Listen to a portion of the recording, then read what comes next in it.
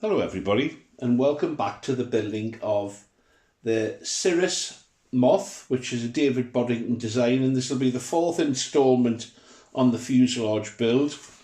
Yesterday I got the turtle decking done, but before the decking can be put on here in the cabin, the seated area, the cabin area, I need to actually make the cabane structure, and that consists of a platform which has a couple of bolts that bolt the rear part of the wing and a couple of retaining hooks which are mounted here on the front. 1, 2, and they hold the front of the wing, and the structure's held in position with wire and hard wood struts. Now, these are just obviously been laser cut and they're just rectangular in shape. They need to be rounded, bound to the wire, and then the whole structure, once the wire is bound to the platform, is glued in place in these slots. Now, the first thing that I'm a little bit unsure of is whether these are accurate. I've got a suspicion they're not. So the first thing I'm going to do is to check if these wires are correct. They're both identical in length, which is a good sign. They're both identical. But when I've put them on the plan, and this is the platform here, so if you imagine that's the platform there, when you allow for this being bound on to that platform, they're about, I would say, 1/8 too long. So the first thing I need to do is to cut all of these wires 1/8 shorter. Either that or cut out here, and I don't really want to start hacking bits of balsa out of there. Then what I'm going to do is shape the cross sections of these uprights, bind them to the wire, and these two, the front two, I'm going to actually glue together and put a little plate out of 1/64 ply that I have scrap across here and across there to add a bit of rigidity, and then the whole thing will glue in to here. But I suspect, there you go, I suspect there'll be a gap. If I push that right to the bottom, assuming it was there, it clearly doesn't work at the top, does it? So I think the thing is, get the top right and adjust that as is necessary. Let's get cracking. This is how I approach rounding off a rectangular or square section piece of timber. First thing I do is I mark on a line to take the corner off. I'm using my finger as a guide here. And I do that all the way around all the sides.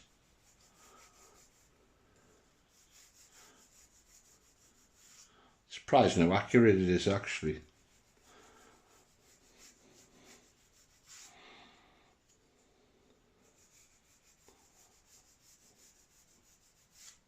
So I've marked that all the way around, and what I'm effectively going to do is sand off that corner. First thing I need to double check though is the point at which, I've already done it on this one, that needs to be left square and that needs to be left square.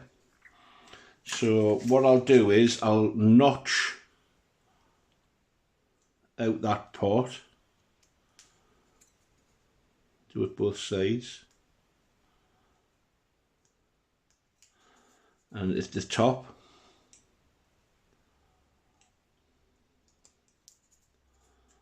here and here.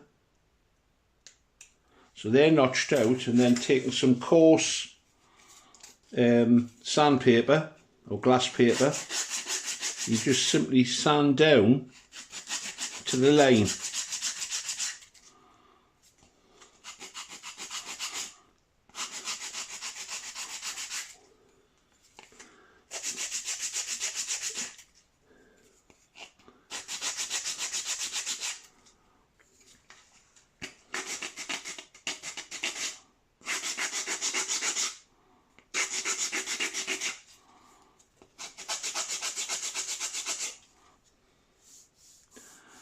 You can see there I'm beginning to take that edge off. Do the same on the other side. Just take it to the line.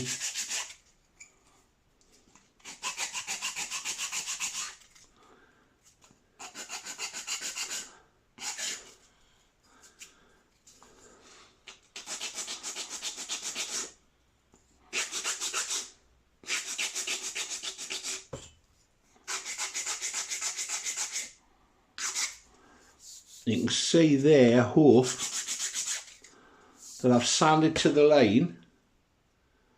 I'll repeat on the other side, taking these off, and then simply you take that edge, you actually take the line out altogether. And then to finish off, I find it useful to use one of these nail files. There's a rough side and a smooth side. If I take the rough side, I can take that pencil line off now to round it.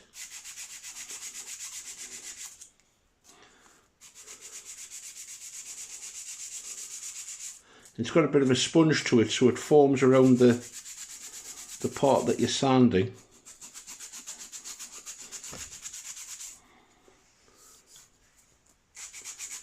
That's rather nicely taking sharp corners off, and we're beginning to get a rounded spar. You simply repeat that on the other side, and you'll get the profile that you're looking for. Here's a little update from the last pause in the video. The platform has now been prepped. The T-nuts have been located. They haven't been epoxied in yet. And the grab lugs, would you call them? They've been epoxied in place, ready. The wire has been trimmed to the correct length, and I'm basing that on the wooden spars that I've located on the fuselage. And these have now been made, ready to be bound to the wire. I've added, out of focus, sorry, I've added 1/64 ply across the flat areas on the top of both of these A-framed parts. Of course, the wire is going to be bound to the rear face on this front spar, and to the front face on the rear spars. So they're all prepped, all been done, nicely rounded, all ready to be put in place. And as soon as that's dry, probably after lunch for me, I'll come back to it and we'll stitch on the wire, and I intend using some quite heavy gauge cobblers thread for that. Zap it with super glue just to lock it in place, and then apply epoxy to the platform where the wire is bound onto. Time to leave it, a little bit of patience, and I'll come back and complete the job. The prep work has now been completed on the base for the wing, or the top of the cabane, and now what I need to do is to bind these wire uprights that are attached to the struts through the holes that have been pre-drilled. So I'm going to use some really quite tough cobbler's thread for this, and the whole thing, once it's completed, will be smeared with epoxy to ensure that it's not going anywhere. But initially, just to get the thing started, I'm going to actually use super glue, CA, to get everything locked in place, and then once I've started threading it on. Once the process has begun, it'll stay where it's meant to be. I don't really need to use a needle and thread with this, because the holes are so big even I can manage to hit them. So once I get it going, we'll get a little bit of tension on. You can tell needlework's not my forte, but it'll do the job.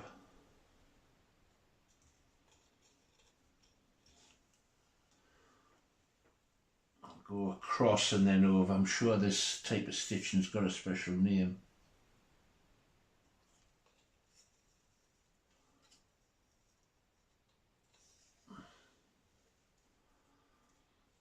And I'll carry on doing this all the way around. I'll get both of them threaded on before I actually lash them onto the struts themselves. And I'll not super glue, I'll allow some movement in them, so I can adjust as I go along. So I'm going to carry on doing this, and when both of them are completed, we'll come back when it actually gets to the interesting part of attaching the struts to the wire frames. So I'll carry that on, we'll work along there, and then we'll pop back once they're ready. Here we go. The Cabane wire is attached. Looks a little bit like something from War of the Worlds, doesn't it, at the moment? So there's the front strut construction, the A-frame one. I think what I'm going to have to do is to put a little glue down here just to hold everything in place while I bind it on. Otherwise it's going to be like trying to plait spaghetti, I think. So let's get this lined up. I'm not actually going to glue it to the top platform at this stage, because I want a little bit of flexibility in this. Let that set for a second, and then I'll bind the top and I'll bind the bottom, but as I say, I'll not actually glue the Cabane in place at this stage. I'll get them all completed like this. And then once that's done, we'll put it in situ onto the model, and then I'll actually bind it onto, or glue it onto rather, the top platform. So I'll beaver away at this, and then we'll come back when it's all lined up, and we'll see how it goes. And there you go. I'm calling that done. It's not actually glued in yet. I just want to confirm everything's pushed down. It'll need pushing down and clamping in place with a bit of epoxy. But it's a very rigid structure, or rather it will be once it's all glued in place. I'll fill the little gaps with packing. There's not much of a gap actually. There you go. It will make decking interesting, but it couldn't be done the other way around, I don't think. So I hope you've enjoyed that little journey. It took quite a long time actually. It's more fiddly than anything else. Onwards and upwards. If you've enjoyed the video, please give it a thumbs up, and if you haven't already done so, please subscribe, and that way you'll get to see the rest of this journey on the Cirrus Moth by David Boddington. Thanks for watching now. Take care.